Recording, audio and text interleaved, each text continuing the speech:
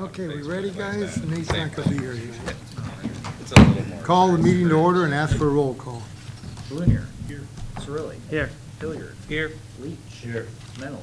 Here. Parrot. We have a quorum. If you join me in the Pledge of Allegiance. I pledge allegiance to the flag of the United States of America, and to the republic for which it stands, one nation, under God, indivisible, with liberty and justice for all.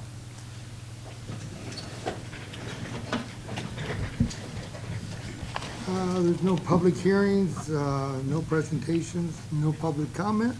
Consent agenda is the approval of the minutes from the regular meeting of October 6, 2025, and the closed section of October 6, 2025. If we should have a motion. Move to approve. Second. Any questions? Call the roll. Blunier. Yes. Cirilli. Yes. Hilliard. Yes. Leach. Yes. Mennel. Yes. Motion passes. I have nothing tonight. Village clerk, Nothing tonight, Your Honor. village administrator, Nothing tonight, Your Honor. chief of police. One item tonight, Your Honor. Resolution number 20-26, a resolution authorizing agreement with the Tazewell County Animal Control for animal and rabies control services with the Village of Morton. You can have a motion. Second. Yeah, so this is just the annual renewal of the contract with Tazewell County Animal Control. You'll see there's a $360.11 increase. When we originally signed an agreement with them, we got a cost-controlled contract for 5 years, even though it is required to renew annually. If there's any questions, I'd be glad to answer them. It looked like the total fee for a year is $15,177.32 when you add the $360. That's correct. Chief, I just asked how that service has been working for us. It works really well. They are available when we need them to be available. It takes the responsibility off of the officers. You know, one of the issues that we'd had in the past was trying to not only contain but transport animals in squad cars, and inevitably when we would be doing that, we may have to respond to other emergencies. And then there was also concern about the housing or sheltering of the animals until they could be either reunited with their owners or transported to animal control, which again takes time away from the things that we're required to do other than deal with stray animals. So no complaints at all. They've been very responsive to all of our needs. Any other questions? Yes, Your Honor. On Chief Darsh, on paragraph number 3, it talks about attempt to pick up dogs on an emergency basis only. Paragraph 4, it talks about emergency pickups as well. So is it just dogs that they are willing to pick up on an emergency basis, or is it any animal that we might consider a problem, whether it's a raccoon or what? Sure. So I think the difference there is in paragraph 3, that is on county holidays, and then paragraph 4 requires to all other days besides county holidays. But no, they will respond to pick up domesticated and wild animals that, with the domesticated animals, if they're running at large or, you know, they're aggressive, and then with the wild animals, that again is if they are sick or injured. They do not respond just for wild animals that are in residential environments that aren't sick or injured. We do have a service, though, that we can contact for that. Okay, and then do we have, I looked on the website and I couldn't find the phone number of the citizens, if they were to look on our website, who they should call. So what should they do? And then I guess can we put it on the website so that they would always have access to that? Sure. Yeah, the first thing, like anything else that they need services for, I recommend that they just call the non-emergency number. In the instance that the dog is aggressive or there's been an animal bite, it would be prudent to call 911. But most just normal situations, we would probably want to call the non-emergency line first. But that'll ring right into dispatch 24 hours a day, and then they can notify animal control. Or if the situation dictates, they can also send an officer before animal control can arrive. Okay, and then the one last thing in paragraph 12, I'm not sure if I read it anywhere else, it has a gender-specific term. It uses the term him based on the other contracts that we have recently approved. Can we just ask them to remove all make it gender neutral. Sure. Thank you. Yes. That's all I have, Your Honor. Anybody else? Call the roll. Cirilli. Yes. Hilliard. Yes. Leach. Yes. Mennel. Yes. Blunier. Yes. Motion passes.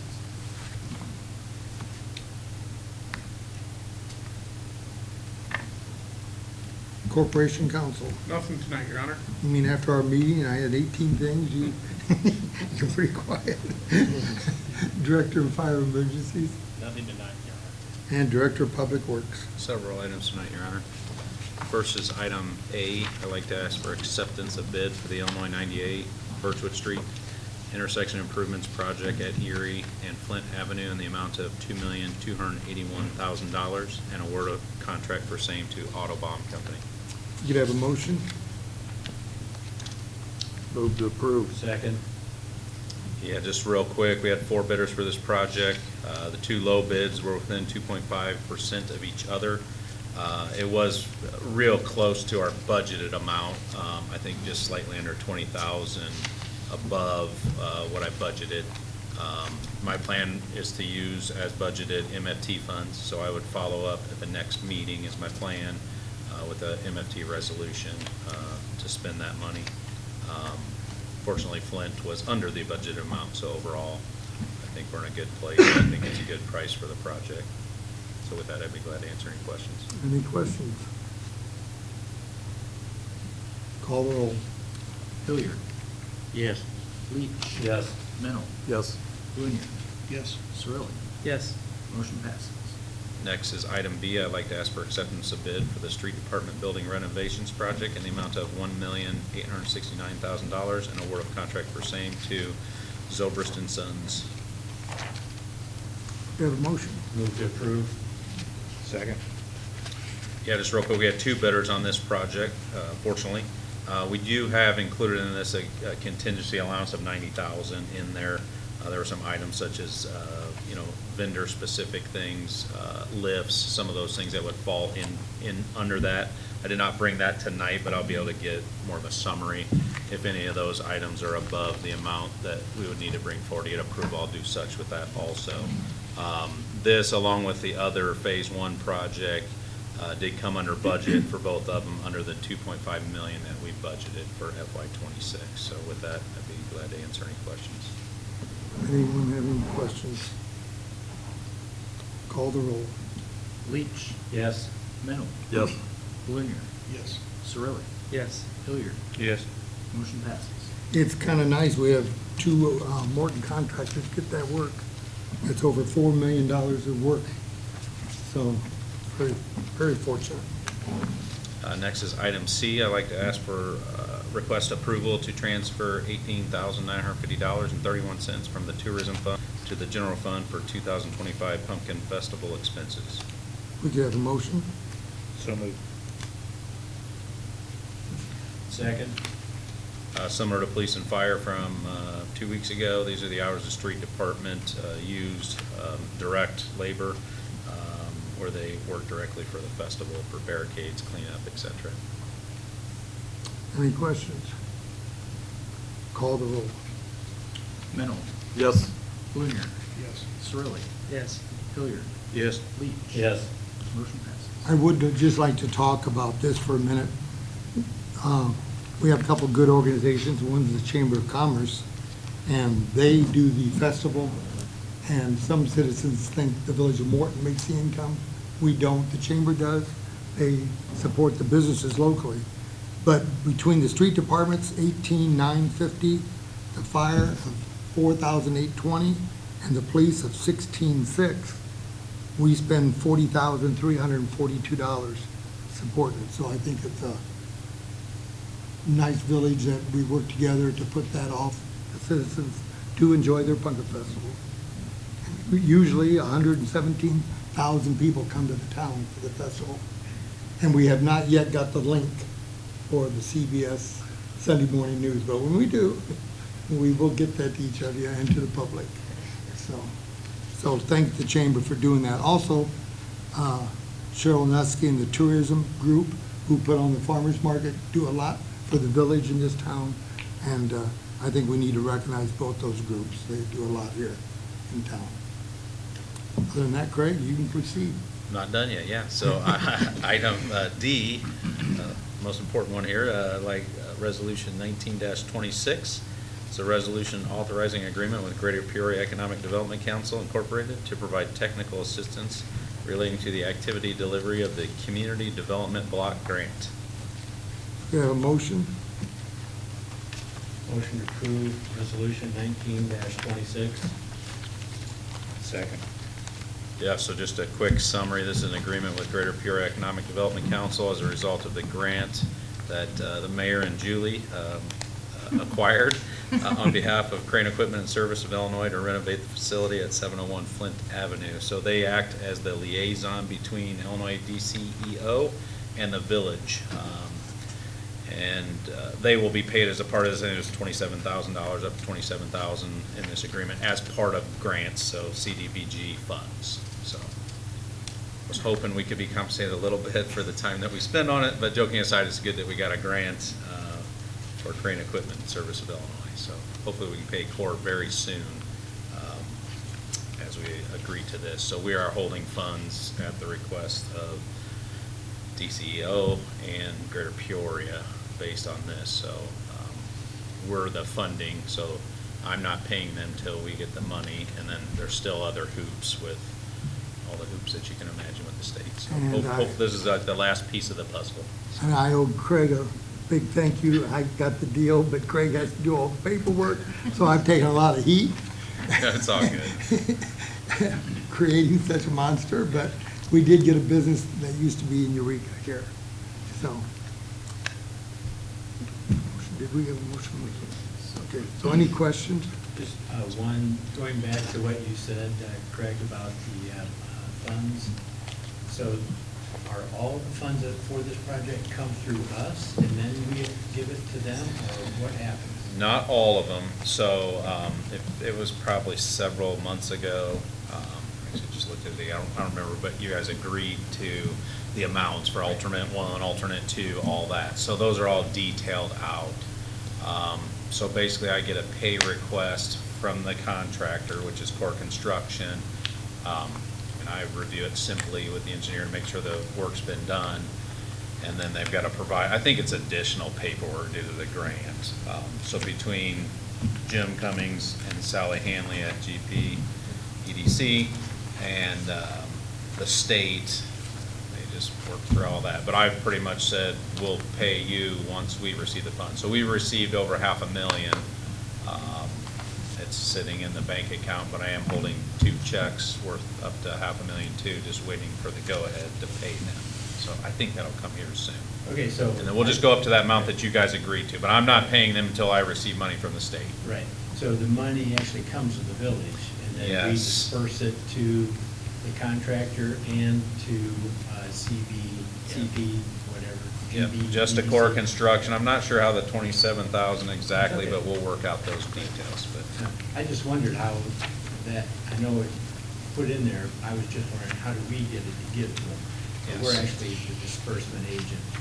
Yes, and I kind of took that upon my own, just so I don't forget. And you have to, I mean, you hate chasing money when it's not going to us, so once we collect it, then we'll send it, so. And unfortunately, the contractor realizes that it's not going to be a 30 to 60 day with these type of projects, unfortunately, so. And again, we were fortunate for Morton Construction Company to get that job. Any other questions? Call the roll. Blunier. Yes. Surley. Yes. Hilliard. Yes. Leach. Yes. Mennel. Yes. Motion passes.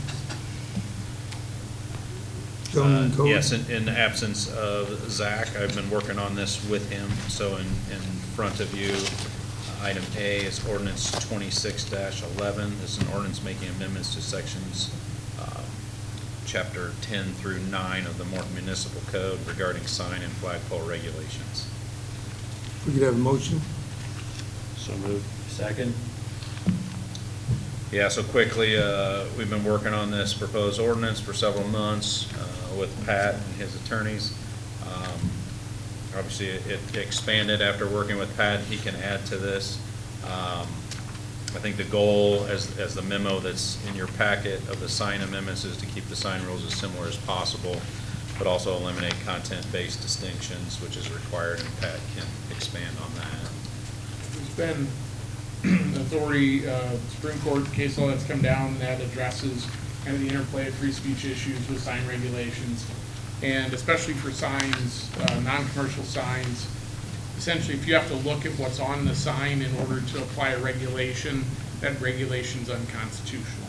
So we had some regulations prior that needed to be dialed back or reframed in order to maintain our compliance with constitutional limitations.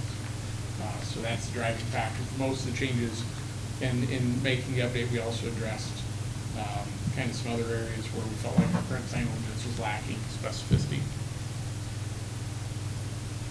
Any questions? Yes? Why did I know that? So on page 7, this would either be for Craig or council. Page 7, it's paragraph B, talks about non-residential signs within residential districts.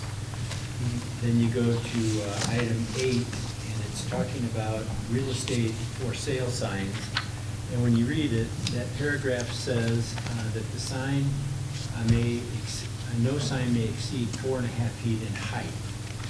I just wanted the rest of you, your opinion of that, because I don't think there's any real estate sign that I've seen that's 4.5 feet in height currently. So if we pass this at that height, are we allowing it to be taller? And then it talks about the sign in square feet. It says 12 square feet. So I would ask council, is that, if it's a front and back sign, does that 12 square feet include just the one side, or does that include both? Yeah, I would, my interpretation of the 12 square feet would be it's the face of the sign. So if it's front and back, if the physical bounds of it are 3 by 4, you're in compliance. You wouldn't count both sides towards the square footage limitation. Okay. And so then, I guess, council, do we have to allow it to be 4.5 feet? Can we make it so that it's shorter? You could make it shorter if you so desire. So I guess my question is to you guys, what do you think of a 4.5 foot tall real estate, for sale sign in somebody's yard? Is this commercial property? No. Residential. Residential, sorry. It says non-residential signs within a residential. Got it. I'm not really- So that means just the realtor signs themselves? Or is that like a development sign? It could be either. I think that's a big change. Yeah. So, Well, it's in a residential district, but it'd be for sale signs or like subdivision signs advertising, like Wolf Crossing lots for sale with two posts and Okay. maps of the territory. Well, that'd be appropriate 3 by 4 for that. I don't have an issue with it. I think that Craig, as well as Zach and Pat, have researched it. I'm good with what they've got at this point.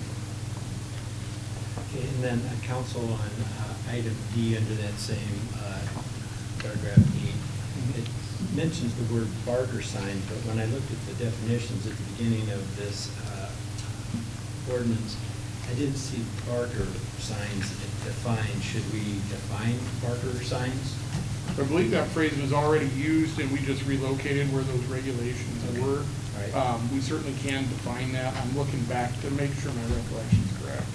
Yeah, so that language was moved from a temporary sign section. So we certainly can add definition for that. Okay.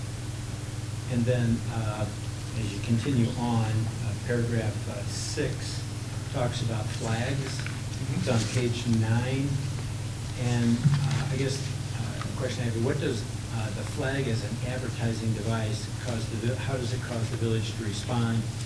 I realize we have the American flag that's going to go up, maybe a state of Illinois flag type thing. But if somebody wanted to put up another item, say a company name flag, is that considered advertising? And then how do we respond? Do we have something that says that that's not allowed? And who takes care of trying to enforce that? So at the top of page 9, the language that I would say is applicable, that's the wrong button, I lost it, sorry. At the top of page 9 of that ordinance, there's language that talks about, that's intended to address situation where a flag is used as a advertising device. And I get it back in front of me. So it talks about fabric or material displayed in the manner intended to function as an advertising device would be treated as a sign and not as a flag. So it would be subject to same square footage and location limitations otherwise contained. As the enforcement of this is is Chapter 10 or Title 10 regulations, so that would customarily through established practice fall within the scope of Zach's authority for enforcement. That's all I have, Your Honor. Okay. Anyone else? If not, call the roll. Blunier. Yes. Cirilli. Yes. Hilliard. Yes. Leach. Yes. Mennel. Yes. Motion passes. Okay, that's all you got, right, Craig? That's all I have tonight, Your Honor. All right, village trustees, trustee Leach. I have one item tonight, Your Honor. It's concerning the building improvement grant program through the business district. They took information from Hambrick Commercial Properties about the building located at 636 through 668 West Jackson. There's two buildings there, and so there was some concern, or not concern, there was some question. We had approved a grant in the past in, I think, the 200 block of South Main that allowed properties that had the same PIN number but different mailing addresses to be broken out into individual grant requests.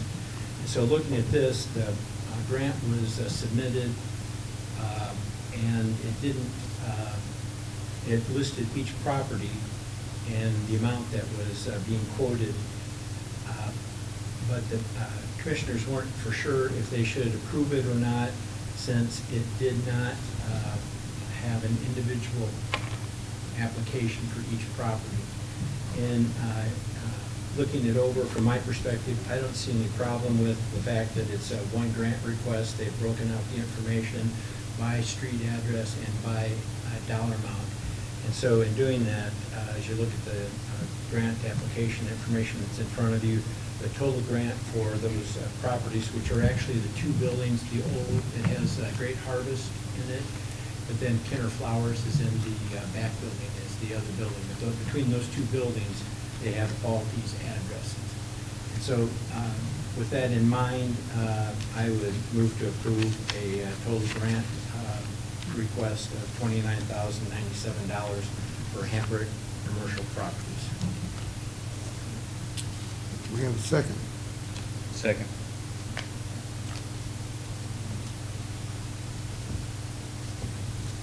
Any questions? I don't know, Steve, but can you explain the upgraded signage? Is each business upgrading their signs, or the primary sign out front is being upgraded, or? What they're going to do is have a common size or look to the sign. They put their own sign in, but the frame that's going to hold the sign is going to be common, so it doesn't look like a modge podge of different types of signs.